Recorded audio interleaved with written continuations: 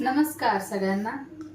Mister आलेत बघा कामावरनं, संध्याकाळचे 7:30 वाजलेत। आपण आता त्यांच्यासाठी मस्तपैकी झणझणीत अशी भजी करणार आहोत, चण्याच्या डाळीचे भजी।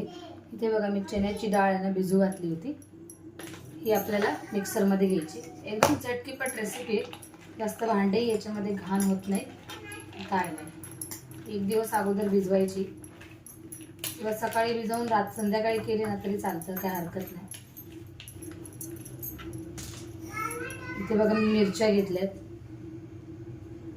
तुम्ही तुमच्या आवडीनुसार मिरच्या घेऊ शकता। इथे मी 7 ते 8 मिरच्या घेतल्यात। इथे बघा मी लसूण घेतलाय, 5-6 पाकळ्या लसूण घेतलाय आणि इथे कोथिंबीर घेतली बघा, कोथिंबीर घेतली। इथं आता आपण याच्यामध्ये मसाला घालायचा।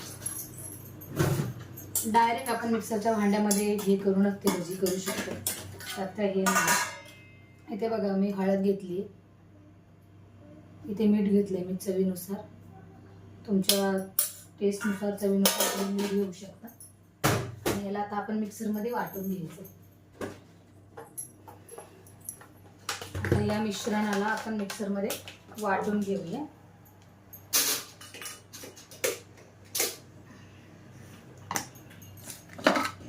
संध्याकाळचे कामावरून आले की भूक लागते ना, त्यामुळे आपण काहीतरी छोटं मोठं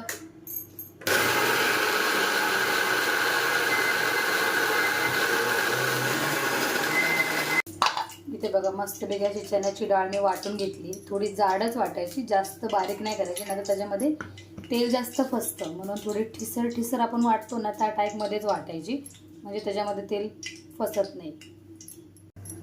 आता बघा याच्यामध्ये आपण थोडं जिरं घालायचे, मिक्सरच्या भांड्यामध्ये सगळं टाकायचं, काय जास्त भांडे घाण करायची गरज नाही। एक तर घरात लहान पोरं असल्यामुळं काम काय किती पण फास्ट करा किंवा लवकर करा पूर्ण होतच नाही। याच्यामध्येच मी मिक्स करून घेतले। कढई मी ऑलरेडी तापायला ठेवली, म्हणजे तेल तापायला ठेवले ऑलरेडी। आपल्याला फटाफट अशी रेसिपी करायची, कारण त्यांना भूक लागली, म्हणून मस्त गरम गरम चण्याच्या डाळीची भजी त्यांना आता मी देणार आहे।